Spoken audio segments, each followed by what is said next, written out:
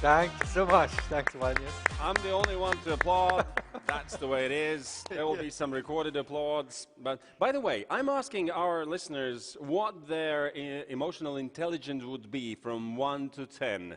Have you done any tests on this and you know your own one? Yes, in fact, we have an assessment with TLEX, and it actually keeps changing. The good news is it can evolve. You know, on a day when we are stressed, we are less emotionally intelligent.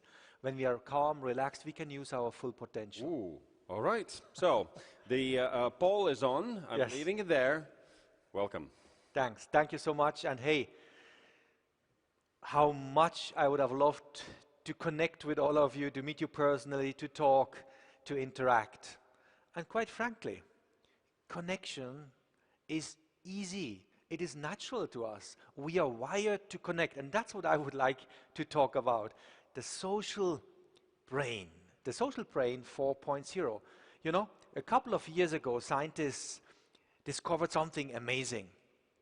Working with monkeys at that time, they wanted to understand whether there are certain areas in our brain which function uniquely when certain movements are performed. So if I put up my arm, what's happening in my brain? Are there certain areas which only then and then operate, function, and connect? And they found, yes, that's the case. Very interesting, fascinating. But something else happened. The story goes that one of the scientists came closer to a monkey, and all the machines to measure the activities in the brain were still installed. So he took a cup of tea, put up his arm, and what they found was amazing. The same parts in the brain, which are active only if the monkey puts up the arm, also connected when the monkey did not put up the arm, but the scientists. Wow. This was the birth of the understanding of what are mirror neurons. In my brain, in your brain, we have neurons which connect, which exactly replicate the emotion that somebody else goes through, the motions that somebody else goes through. How amazing. So compassion and empathy is very natural when we are really present. Wonderful. But now we live in a new age, in a new normal. Actually, today itself, we experience how it is to interact when we cannot meet personally, right? And more, we work in hybrid organizations, in organizations where we meet once in a while, but yet most of the time we interact through the digital space. And what scientists found out now is that, unfortunately, when we meet now, you and me, in this conference through the virtual space, my mirror neurons, if I would see you, and your mirror neurons, as you see me, don't work in the same way. So if I frown, normally, your mirror neurons would be active, and inside you, you would be frowning as well, and it would be very easy to connect to me. You would feel my nervousness straight away. But right now, looking through the screen that you're looking through, these mirror neurons have difficulties really doing their job.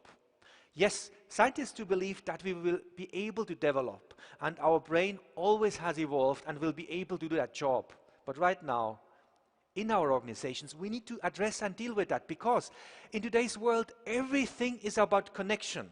It is about using collective wisdom. It's about collaboration. We need innovation, and innovation happens when we collaborate. And collaboration happens when we empathize, we trust, and we are able to understand what's going on in another person. So we need emotional intelligence 4.0. What is emotional intelligence? You know, emotional intelligence is that ability to do 6 things. The first one would be understanding our own emotion. Understanding our own emotion, being self-aware. And that's the basis for us to be able to manage. That's the second piece, to manage our emotions, right? So first I need to notice what's happening in me while I'm talking to you. If I'm nervous, I should be able to notice it while I'm talking to you, and that's the basis for me to be able to manage it. Can I do it or not? Do I have skills? We can develop them.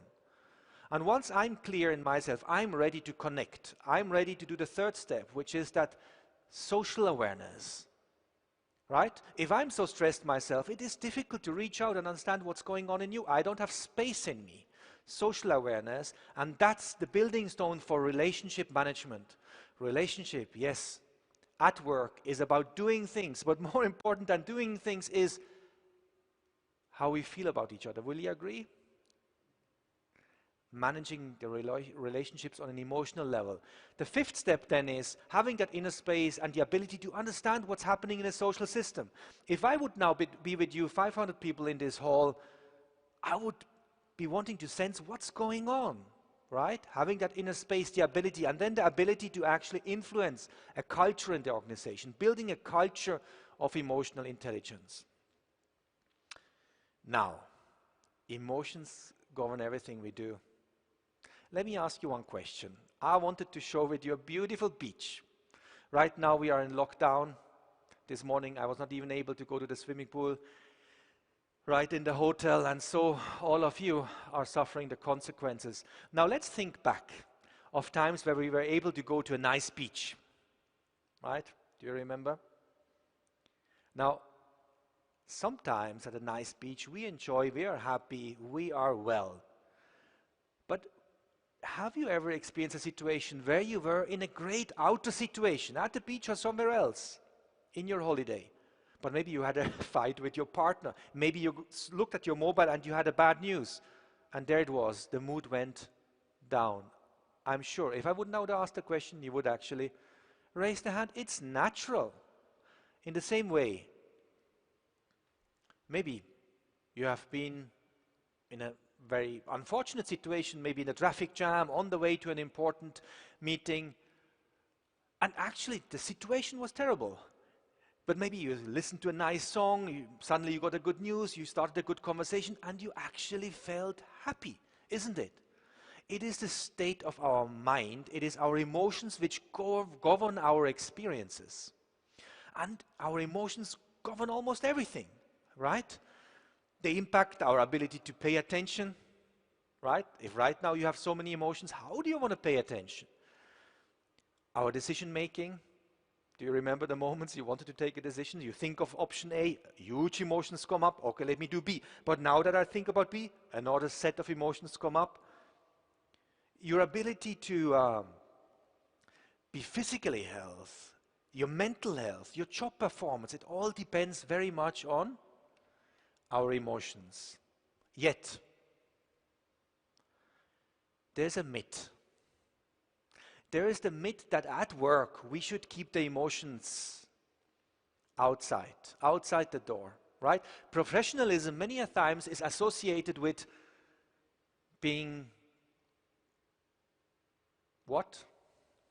Being like a Teflon, you know, not showing any emotions. Is that possible? Well, you just had your lunch break. Maybe you looked quickly at your emails. You look at 10 emails. I guarantee you, each email brings up different emotions, isn't it? So emotions are all over the place. Or we are in a meeting, in a business meeting.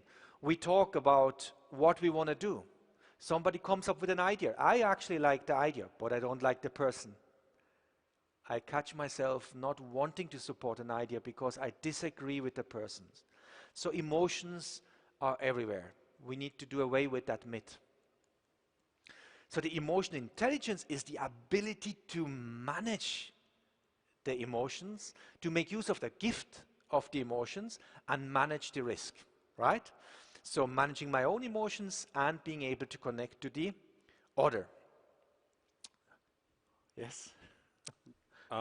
Whenever there's any question Yeah. on what we can ask our people listening, I'm ready also to get in. But if we talk about emotional intelligence, Yeah. The results so far is 7.6 Yeah. for our viewers, and mostly it's 7 and 8. There are some 9, Wow. 2% 10, Okay. and 1% 1. Yeah, so you are definitely sincere, and that's great. Yeah. You know, self-awareness is the starting point for development and growth. Well, that's very interesting. Thank you. Thank you for sharing. You know, over these couple of days, you have been discussing what really matters, what impacts performance at work. Yeah, and obviously, a very important part is the experience somebody has. We hire somebody because he has a great degree. What is also a lot discussed is intelligence, right? Am I intelligent? This is an intelligent person. Very important, no doubt. Then personality. So many tests at work on finding out what personality am I. Is that a good match?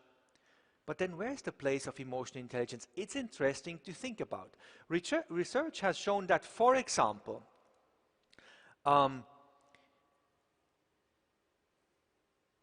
researchers suggest that, as you see here, people with average IQ outperform those with a high Q in about 70% of the cases.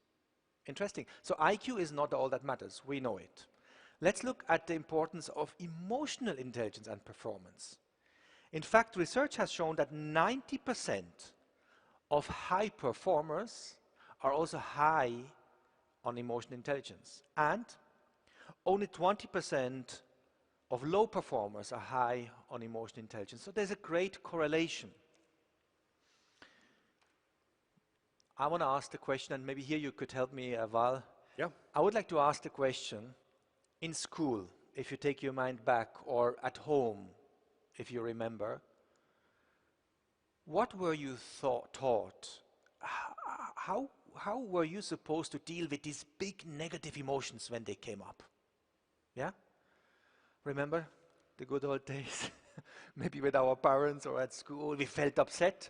What did our parents teach us? What were we taught at school? And we are now opening also a poll, and in Latvian that would call or sound, kā tev skolā mācīja tik galā ar negatīvajām emocijām, droši var rakstīt latviski, es arī iztulkošu, so I will translate from Latvian whenever that will come in.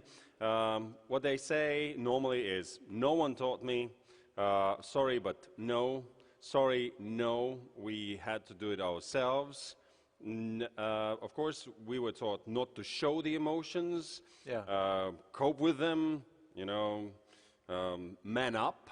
Yes, man up. Yeah, man up. Then calm down. And at those times, no one taught us something like that. No, none, no, no. And then there was also some, keep it to yourself. Yeah. Shut up. Yeah, breathe. And then only speak. Okay. But it was not taught at school, I taught it myself. Count until 10. No one taught me, just said, don't do it.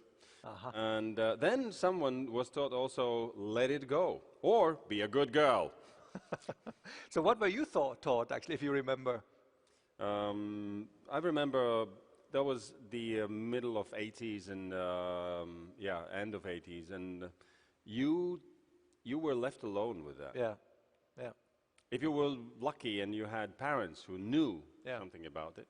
But normally, you know, there was a belt to help you to cope with your negative emotions. Oh, really? Yeah. We have a saying in Latvian, shut up when adults are speaking. Yeah. That you learned it very quickly. But there was also a fortunate ones, as we can see. Absolutely, yes. Thank you so much to all of you for participating. That really makes me feeling connected to all of you now, and to you, of course. Thanks for your openness. You know what? You're not alone, and you're not alone. Same for me, really. What I remember, and I have asked these questions to thousands and thousands of people. Number one answer is they were asked to basically suppress it, to deal with themselves, to come back when they are good again. You know, does that really work?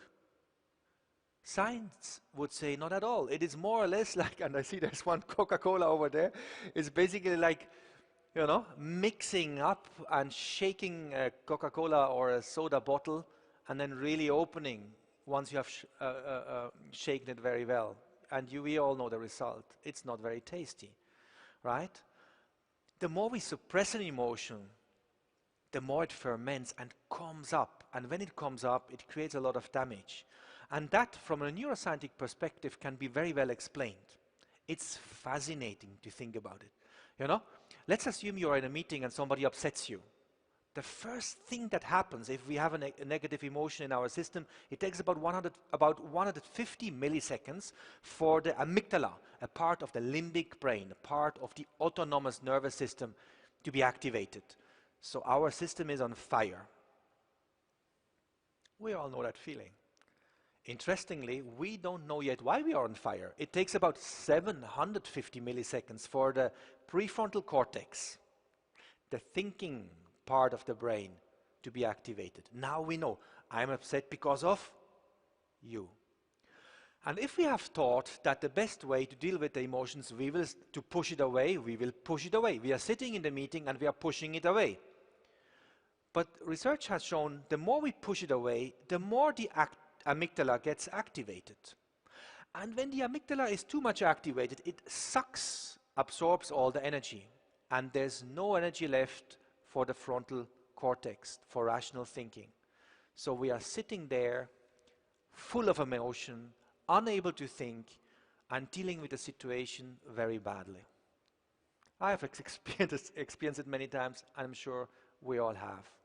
So, how to deal with it? And why do we actually still suppress our emotions many a times? That would be actually interesting to think through and have a dialogue. Why then do we suppress our emotions? Well, the irony is we suppress them because we want to have a good relationship, right? If we are sitting in a meeting and we are realizing I'm so upset, we anticipate that it is no good to express it because I could damage the relationship. Unfortunately, the way we human beings are wired, when we sense that somebody else is not authentic, so somebody else in front of you is upset but not showing that emotion, when we sense inauthenticity, our discomfort starts. We are getting stressed and we will start feeling a certain distance. The blood pressure goes up. So let's look at that phenomena in a different way. As you might know, for children, horse therapy can be very healing. But as you also might have experienced, some of us, we are afraid of horses. So when a child is taken for horse therapy, sometimes the child gets very much scared. And horses are very sensitive, and so they start jumping, right? The heart pressure goes up in the horse, it gets stressed, and when a horse is stressed and starts moving, it is dangerous. So guess, what is the one thing which is typically recommended for children to do when they are meeting a horse and they are scared? I think it's beautiful. They are asked to simply say to the horse, you know, dear one, I'm afraid. I am afraid. And although the horse doesn't understand, obviously, the language of the child, it actually will calm down. It works. Authenticity works, right? The child is being authentic and the horse starts to relax. So suppression doesn't work, right? And telling to somebody else, keep calm, and we have all done it, definitely doesn't work. Maybe together we should take a vow. Never ever telling somebody else, you know, just relax, keep calm, go away, to deal with the emotion. Now, I wanted to also share with you a couple of positives. I want a couple of ideas, actually 3, how we can better deal with emotions, right? The first one would be reappraisal. An interesting one. 2 days ago, I got an email from Danius in the morning. I was surprised. He writes at 7:38. The conference is going to be only digital, lockdown in Riga, etc. Now, this wasn't the good news, right? An emotion came up in me. And when we experience negative emotions, one of the ways that science has suggested works is reappraisal. What does it mean? Okay, I get, for example, a parking ticket in Riga. I'm upset, and then I tell to myself, you know what, I'm going to change the narrative. Let me look at this 30 euros which I'm spending as a donation to the city of Riga. Beautiful city, let me donate it. And the stress goes down. Or maybe some of us speakers, not for you, I see you are so cool, calm and relaxed, but some of us, we are nervous. So when you think of your session, Maybe you realize, oh, I'm having all these negative thoughts, I will fail, not remember. So you sit down and you imagine that, no, this is going to work out well. You're going to imagine you're going to be so relaxed and people are going to love it. And indeed, your fear goes away. It works. It can work. But when we find out that maybe our partner has been cheating on us, when we are fired, when the house is on fire, telling to ourselves, yeah, no problem, the house is on fire, but life is good. It simply doesn't work. We all have experienced emotions which are so strong that a cognitive approach doesn't work. And then we are at loss if reappraisal is all we know. And there actually I want to come back to a very interesting comment that you had read out, Val, that was about the breath. Oh yeah, just breathe deeply and everything will be fine. Somebody even says count until 100. Okay. That's a good one. So may I invite you at your screen to take a long, deep breath in right now? I will also do it. The breath holds a secret. It holds a secret. It holds actually so many secrets that we could do an own conference only on the breath. Let me tell you two of them. One, the breath is probably the best way to deal with the autonomic nervous system. The amygdala, we talked about it, part of the limbic brain, is part of the autonomous nervous system. I cannot tell to my amygdala, dear amygdala, relax. Right? It doesn't listen to me. The same with the heart, the inner organs. If I stand here and I'm nervous and I tell to my heart, which is beating too fast, just relax, it doesn't listen. There's many parts in our system, thankfully. Imagine you would need to manage your heart on the top of all the duties of life. Thankfully, they are managed by intelligence, which is part of the autonomous nervous system. And there's two big players. One is the parasympathetic nervous system. When it is activated, we are relaxed. We can sleep, digest, and smile. But when we need to run, we need the activation of the sympathetic nervous system.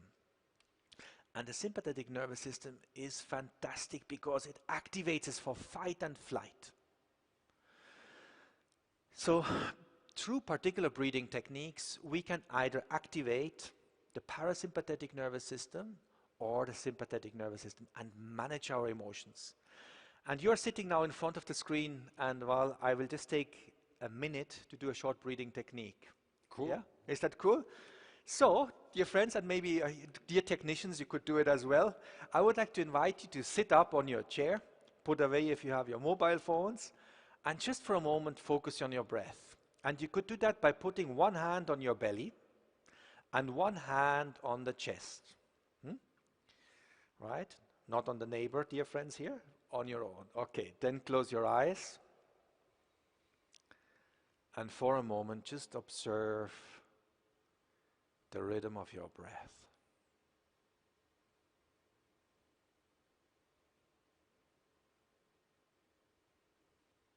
Just observe it. Scientists say that we use only about 30 to 70% of our lung capacity. Can you feel the rhythm of your breath?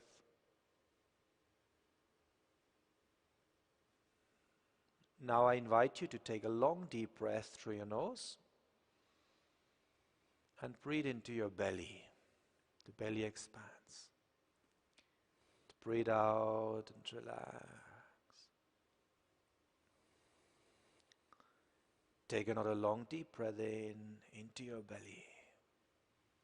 Belly expands and relax. And now take a long deep breath again into your belly and continue to breathe even into your chest. Very good. Breathe out first belly and then the chest. Breathe into your belly, up to the chest. And breathe out, belly and chest. Keep on breathing in a couple of more of these wave breath. Without any effort. That's key. Effortless breathing. So many things in life we do with effort. Can you relax? And then you can breathe normally again. For a moment, keep your eyes closed. Observe your breath. You can relax your hands. Just let go. When you feel ready, you can open the eyes again. How was it for you? How do you feel? I strayed Okay. in my thoughts. That's Okay. bad. Okay. No, that's fine. That's Yeah? okay. Yeah. Okay. Maybe you can ask them. They can share how they feel. Christoph, you are an amazing presenter, says Anonymous. Oh, Yeah. thank you so much. They feel already better. That's great. So let me just complete. This was the wave breath. And incredible research has shown that is important about emotional intelligence. Here, participants of a study had about a 2-week breathing training, just a couple of minutes a day. And after that, they divided the group into 2 parts. Both of the groups had to look at some horror movies. And they would experience fear. Now, one group was asked to not only do that, but also when they look at the horror movies, observe their breath. Imagine you're sitting there, observing your breath, watching a horror movie. Interestingly, after the movie, they said that they didn't experience as much fear as the other group who didn't observe the breath.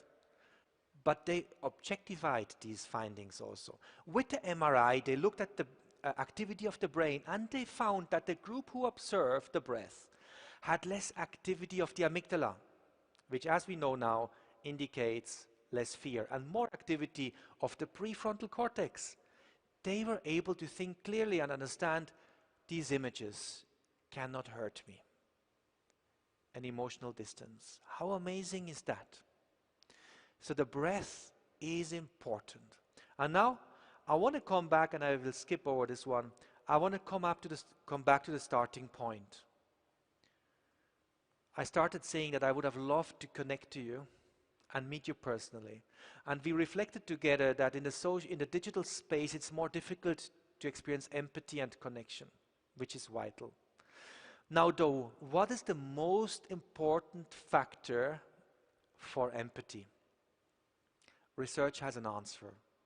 A very interesting piece of research here on presence and empathy. And that's my last slide, my second last slide, so you don't worry. So what they did here, students in theology were delivered the very powerful parable of the Good Samaritan. So it's a parable from the Bible which is all about giving and taking care. Now, while they were preparing and then going to deliver the session, they were stopped. And there were 3 groups. The first group was told, hurry up very fast, you're late. You need to hurry up, you're late. The second group was told, the studio assistant is waiting, make sure you're in time. And the third group was not told anything, they were just walking up very relaxed. And then they staged an experiment. There was somebody lying on the floor. Now imagine, you are going to deliver a speech on how to be a good Samaritan, to how to be a good servant to the God. And now you're hurrying up and somebody is lying. Are you going to help? The answer is very, very few. Will you believe only 10% of the group which was in a hurry had enough empathy to help? But 63% of the group which was relaxed and not in a hurry stopped and helped. Interesting, no?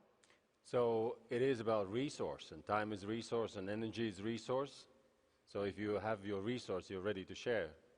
If we are stressed, if we are in a hurry, if I'm stressed because the time is over, my ability to empathize and connect is reduced because, as you're saying, all the resources are on survival, right? I need to make it in time. So if we want to make sure that in our offices, in our organization, in your organizations, people do connect, empathize, and collaborate, let's make sure they are actually present. As you're watching right now in this digital space, where is your mind? Your body is in front of the screen, but where's the mind? That space where we are truly present is that space where we can connect.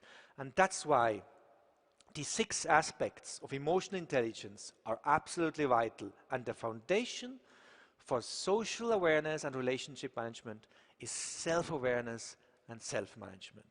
With that, I again want to wish this country and this beautiful city and the organizers, Daniels, all of you, the very best. I send my heartfelt wishes and my love to all of you. Stay healthy. Thank you. Thank you, Christoph. I have one question. We filled the scale of emotional intelligence of our viewers, and the average score was 7.6. Yeah. Mostly 7.8. So where it stands from the normal, from the general normal? Okay, I want to answer the following way. A very interesting research was staged. People were asked whether they are self-aware. 95% of the people in that experiment said, yes, I'm very self-aware.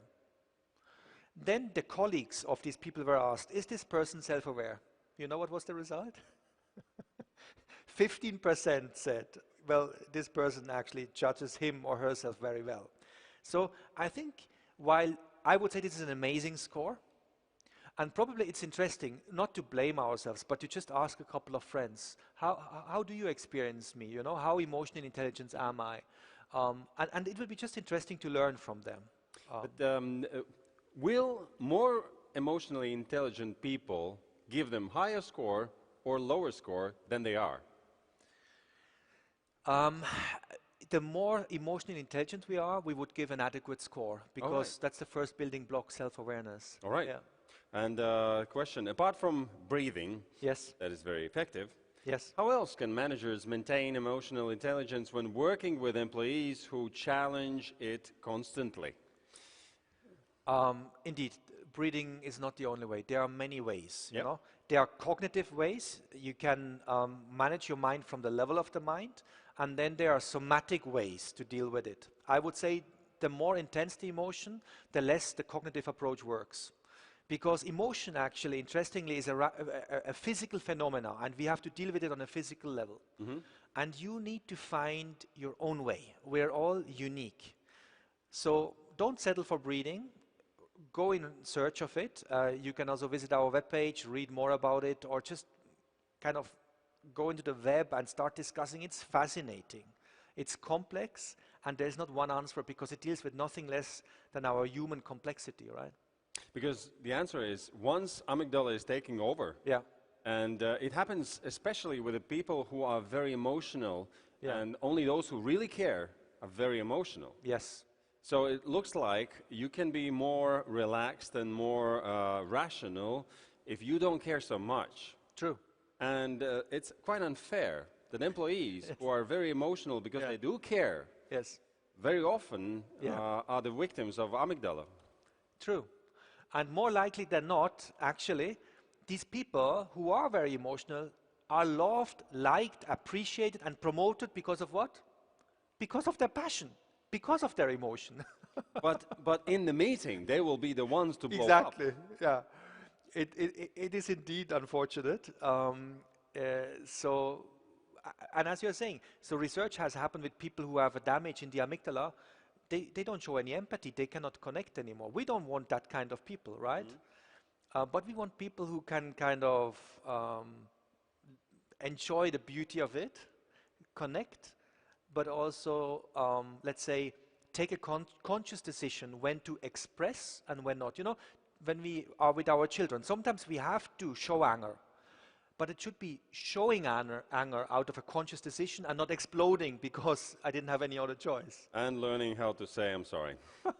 Well, Christoph, thank you very much. So captivating and such a great presentation. Thank you. Thank you. Loved this presentation. It felt like I was on spot, not by the screen. Okay. And thank you. You explained it very well. Even with some complex words, it was still easily understandable. Thank you. Thanks a lot. Thank you for your great moderation. It was a pleasure. All the best. Welcome. Thank you. Dodamies tālāk.